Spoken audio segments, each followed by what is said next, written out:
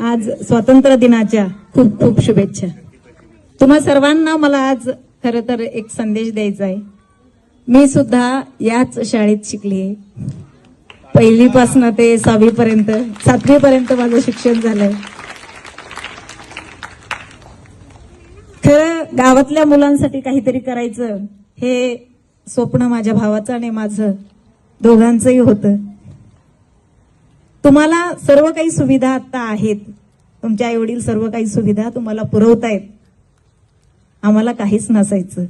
माझी शाळा जी चालू झाली ती उकिरड्यावर सापडलेल्या एका खापराच्या पाटीचा तुकडा होता आणि आजोबा माझे तंबाखू खायचे तर त्यांचा चुना जो उरलेला असायचा त्याची मी लेखणी बनवायची आणि तिथनं माझ्या शाळेचा प्रवास चालू झाला. खरं तर मी या शाळेची फार आभारी आहे आणि ज्यांनी माझं नाव या शाळेत नोंदवलं होतं ते बाहेकर गुरुजी होते. आता ते आहेत नाहीत मला माहिती नाही, परंतु माझ्या बाबांना माझं नाव नोंदवण्यासाठी वेळ नव्हता कारण कामच खूप असायचं. त्यांचा दोषच नाही, परिस्थिती फार बिकट होती. त्यामुळं त्या सरांना माझी दया आली कारण मी खूप हुशार होते शाळेमध्ये आणि मग त्यांनी माझं नाव नोंदवलं शाळेमध्ये. माझं नाव नोंदवणारे माझे शिक्षक होते, त्यांनी माझं नाव नोंदवलं. त्याच्यानंतर मी 7वी पर्यंत शिकले फार हलक्याच्या परिस्थितीमध्ये, परंतु मी जे घडले जे ज्ञान मला मिळालं ते या शाळेनेच दिलं. त्यामुळे मी या शाळेची फार आभारी आहे. म्हणून तुम्हालाही मला सांगायचंय की ही शाळा खूप काही देते, घेण्याचं काम आपण करायचं. हे काय घ्यायचं ना हे तुम्ही ठरवायचं. मी लहानपणापासून ठरवलेलं होतं मला असं व्हायचंय, असं मला घडायचंय. माझं शिक्षण 7वीत झालं म्हणून मी त्याच्यात थांबले नाही. मला जे व्हायचंय ते स्वप्न मी उराशी बाळगलं होतं.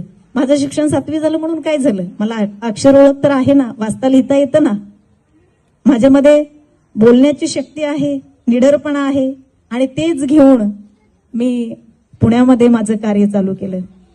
आज माझ्या स्त्री शक्ती संस्थेच्या माध्यमातून अखंड महाराष्ट्रामध्ये माझी ओळख आहे. एक प्रखर आणि कडक भूमिका घेणारी. आताच दादांनी सांगितलं की महाराष्ट्राची वाघीण आहे तू. माझ्या माहेरच्या माणसांनी माझं कौतुक करावं ह्याच्यापेक्षा मोठं खरंच पारितोषिक नाहीये किंवा ह्याच्यापेक्षा मोठं बक्षीस नाहीये म्हणायला हरकत नाही.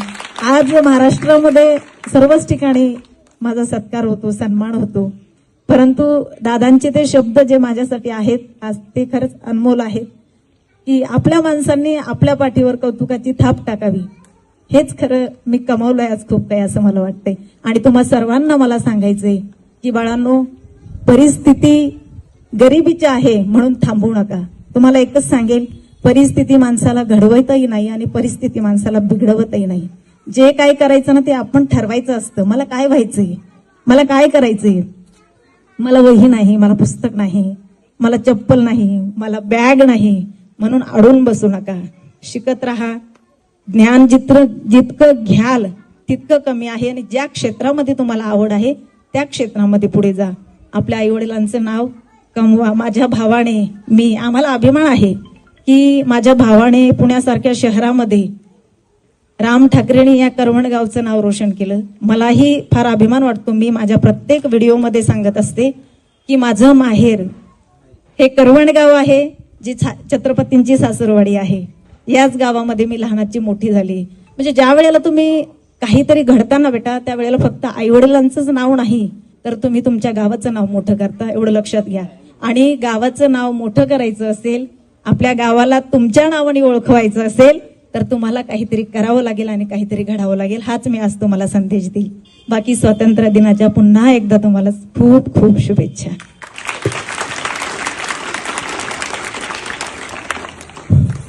कदाचित त्यांनी या ठिकाणी आता बोलल्या नसत्या तर एक इन्स्पायर स्टोरी कदाचित आपल्याला माहीत झाली नसती, ती आपल्या लक्षात राहिली नसती.